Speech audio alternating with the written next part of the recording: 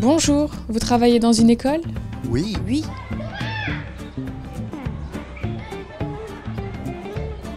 Plusieurs enfants souffrant de problèmes de santé Asthme, allergie, Convulsion.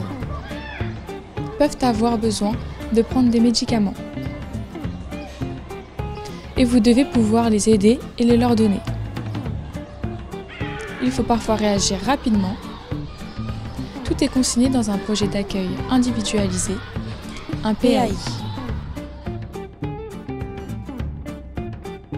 Si un PAI a été établi pour un enfant souffrant d'asthme, vous devez être attentif à l'apparition des signes suivants. Gêne respiratoire, toux sèche, pâleur, essoufflement et ou respiration sifflante. Face à ces signes, ne paniquez pas, mettez l'enfant au calme, assis, rassurez-le et notez l'heure. Vous allez suivre les indications du protocole d'urgence, étape par étape. Le plus souvent, vous devrez utiliser un médicament sous forme d'aérosol doseur, la plupart du temps avec une chambre d'inhalation. L'aérosol doseur se manipule toujours en bout vers le bas et doit être secoué avant utilisation. Le bouchon doit être enlevé. Je vais appuyer. Si l'enfant dispose d'une chambre d'inhalation, installez l'aérosol doseur, installez le masque sur le nez et la bouche de l'enfant, pressez la cartouche métallique de l'aérosol, laissez l'enfant respirer 10 fois dans le masque. Si l'enfant est assez grand, il est possible d'utiliser la chambre d'inhalation sans le masque. Cette séquence doit être répétée autant de fois que de bouffées d'aérosol sont prescrites. Voilà. Ça va mieux? Oui.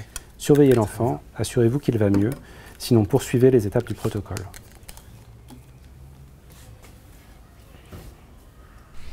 Est-ce que tout le monde peut lire et utiliser le PAI?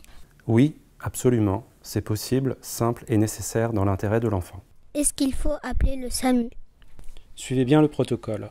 Il est indiqué à quel moment appeler, mais en cas de doute, il ne faut jamais hésiter à le faire. Les médicaments sont-ils dangereux? Non, il ne faut pas hésiter à les utiliser. Et en cas de sortie, n'oubliez pas de prendre avec vous les trousses d'urgence des enfants. Voilà, vous avez tous les éléments pour réagir efficacement et sereinement. Si vous avez encore des interrogations, vous pouvez vous adresser au service de santé scolaire.